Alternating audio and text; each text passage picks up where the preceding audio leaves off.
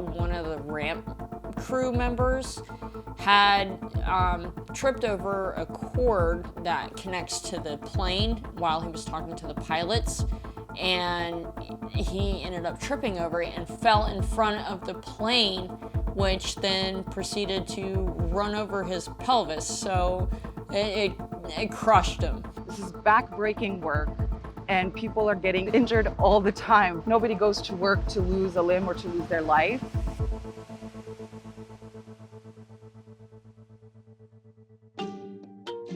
I'm a tug dispatch driver for DHL. I've been there for about 3 years now. DHL is a worldwide shipping company, kind of like the USPS of the world. We have several international flights that come in a night. Each one brings in at least $1.5 million worth of cargo. We have probably somewhere around 65 flights a day.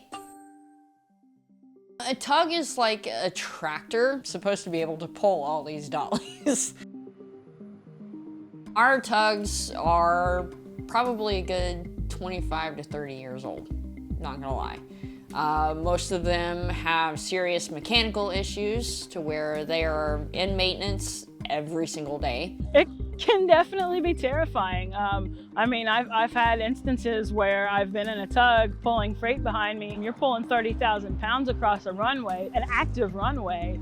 And if your tug stops, you know, you're right smack in the way of a plane coming through, you could die. The safety concerns are ultimate for the people here at this hub. Absolutely pivotal, and it's come to a boiling point. So yeah, I've sprained my back, I've strained my shoulders. Environment is not really safe. I see some friends be injured. Sometimes it's not easy for them to come back again.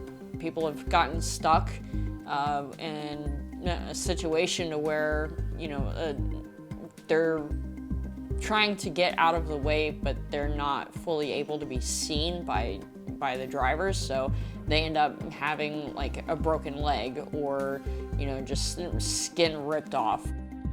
There have been a couple of times where somebody had their leg punctured from, you know, just having like the corner of a container hitting their leg and getting pinned in between a dolly. If we can't have things that don't work properly, how are we supposed to do our job effectively and efficiently?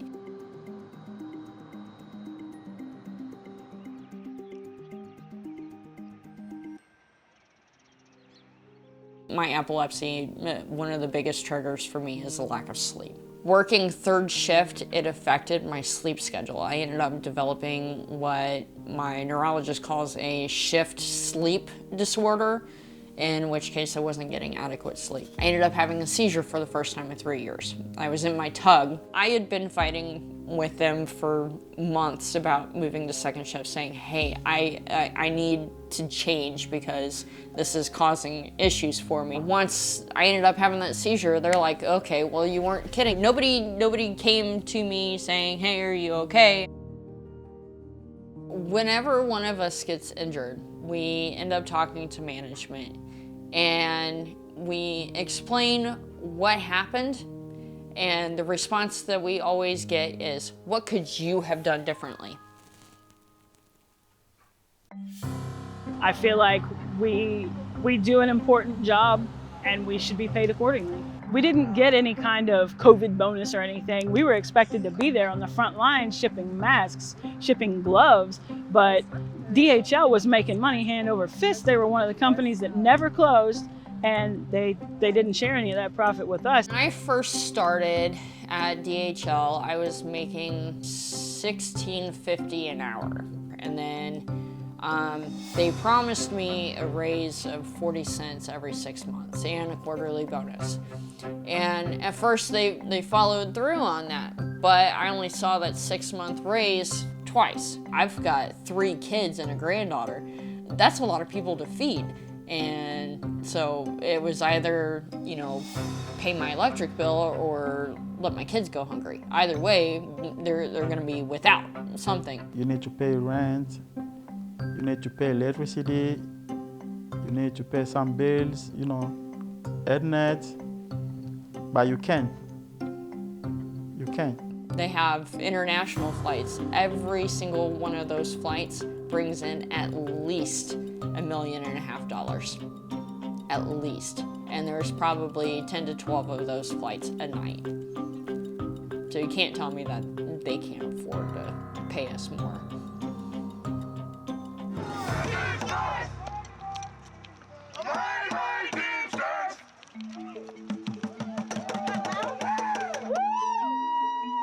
When we woke up from our beds this morning and we organized at the hotel and walked directly into the front doors of DHL loud and proud for our union, our Teamsters union, I had felt a level of pride for everything I've done together so far with the people I sweat out each and every day with on the ramp, and for the Tug employees and everybody that keeps us moving in there.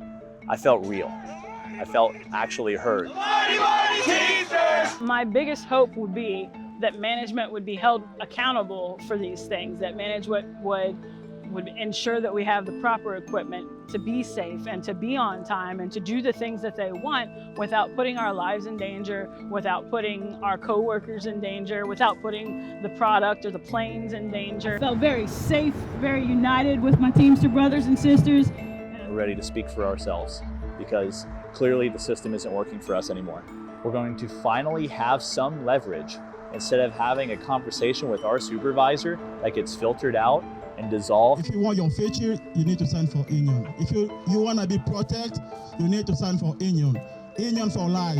Union. I love people I've built great relationships with at the company. Seeing others that I know through proxy get hurt and lose their livelihoods, limbs, their mental health, their energy, seeing it sapped every time they swipe that badge. It's time for a change.